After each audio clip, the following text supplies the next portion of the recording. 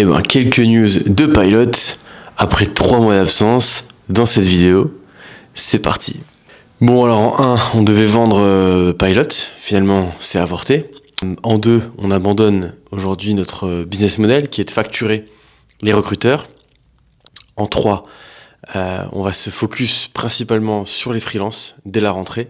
Et en 4, on va sortir une version évoluée et freemium de l'extension. Voilà, c'était un petit sommaire et maintenant on va rentrer dans le détail. Concernant la vente, je crois que j'en ai jamais parlé publiquement de l'entreprise avec laquelle on voulait faire affaire. Mais donc on avait trouvé un deal avec Freework, mais finalement c'est avorté. De leur côté, ils ont des blocages indépendants de leur volonté, et d'une autre, on n'a pas forcément envie de pousser plus loin que ça la vente. Bon, c'est tout, c'était une belle opportunité qui a avorté. On va continuer dans notre direction et on va pas la forcer. Tant pis. Bon, très rapidement par rapport à la vente, moi je pense tout simplement que il arrive parfois que tu aies des possibilités, des opportunités de vente, et en fonction de la période, mais aussi en fonction de l'acheteur et du deal, et ben c'est intéressant d'y réfléchir. Là, à force de discussions et d'échanges, on s'était rendu compte que ça pouvait vraiment être super intéressant de bosser ensemble. Voilà, maintenant que c'est plus une possibilité, on n'a pas forcément envie de pousser plus que ça la vente. Mais voilà, ça arrive dans la vie d'un entrepreneur d'avoir ces opportunités-là, et il faut y réfléchir avec patience et précision, parce que derrière, tu peux aussi être dégoûté de vendre à la mauvaise boîte, à la mauvaise personne, et avec le mauvais deal. Parenthèse fermée. Je referme la parenthèse. Alors maintenant, pourquoi on abandonne notre business model avec les recruteurs? En 1, c'est un marché très instable. On le sait, peut-être que vous le savez, ceux qui regardent ces vidéos-là, qui sont dans le milieu du freelancing, ou pas, mais c'est connu, c'est très instable, le monde du recrutement. Et surtout ces derniers temps, c'est pas jojo. Évoluer sur un marché très instable comme ça, moi personnellement, ça m'intéresse pas. Sur la partie business model, j'entends, sur la partie rémunération. Donc là, ici, les recruteurs.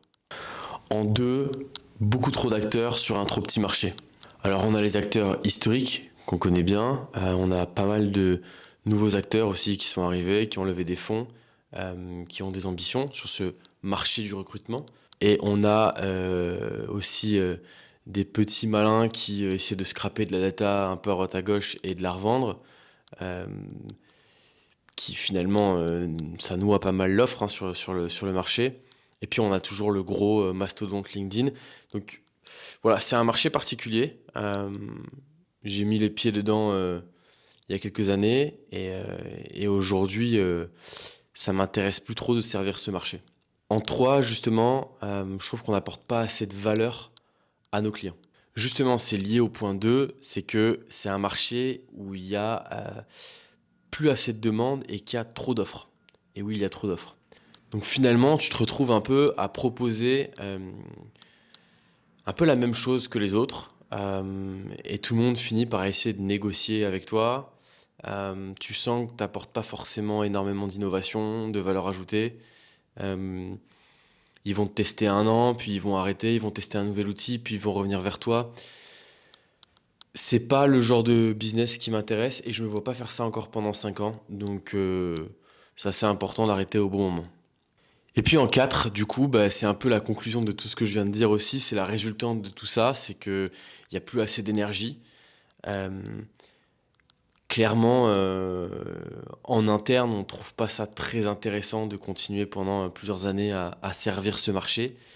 Et on a pris le temps de réfléchir et de se dire comment on peut apporter toujours plus de valeur, comment on peut rester motivé tout en changeant de business model. C'est la suite de la vidéo. Et maintenant, comment on aborde ce saut dans le vide? Alors ouais, je parle d'un saut dans le vide parce qu'on tire littéralement un trait sur l'ensemble de nos revenus sans savoir réellement si on va réussir à générer du chiffre sur les prochains mois.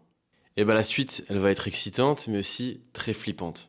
Très flippante parce qu'on a devant nous 12 mois de trésor, et c'est tout. En fait, à partir de février, on n'a plus de rentrée de chiffre d'affaires. Donc à partir de février, on est un peu dans un mode marche ou crève. Soit on arrive à trouver un modèle qui génère du cash, soit on est obligé de mettre la clé sous la porte. Je ne sais pas si vous voyez cette définition de l'entrepreneur qui saute de la falaise et qui, pendant sa chute, essaie de construire un avion. Bah actuellement, je me sens un peu comme ça. Mais bon, on a une stratégie. Bah la stratégie, en fait, elle est assez simple, hein. Si les recruteurs ne paient pas, c'est les freelances. J'ai peur. Non, la stratégie est excellente. C'est pas la stratégie qui m'inquiète, c'est le stratège. Bon, plus sérieusement, cet été, en fait, on a anticipé plusieurs scénarios. On a anticipé soit une vente, soit un pivot. Donc, même si on avait des pistes pour vendre la boîte, ce qu'on s'est dit, c'est qu'on allait rester focus sur un potentiel pivot. Et en fait, ce qui s'est passé, c'est qu'on a interviewé une cinquantaine de freelances à travers des user interviews, mais aussi on a fait un sondage qu'on a envoyé à des centaines de freelances, donc des utilisateurs, et on a eu des retours vraiment intéressants. Ouais, il faut toujours prévoir un plan B, surtout quand tu es entrepreneur. Il n'y a pas de filet et personne pour t'aider. Donc concrètement, ce qu'on a fait, c'est qu'on a interviewé 50 freelances et qu'on a fait un sondage auprès de nos users.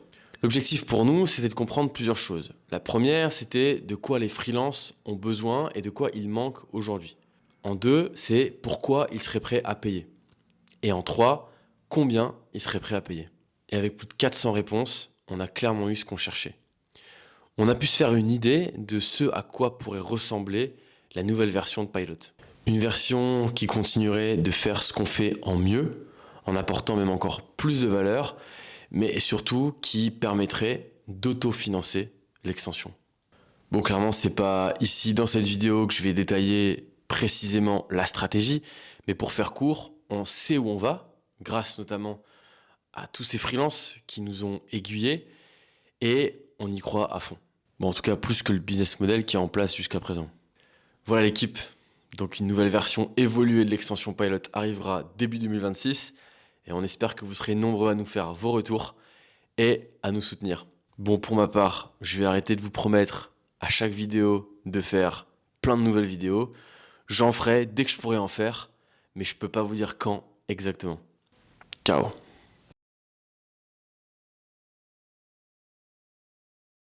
Vos retours, allez, let's go. Pourquoi je galère? C'est bon. Et à nous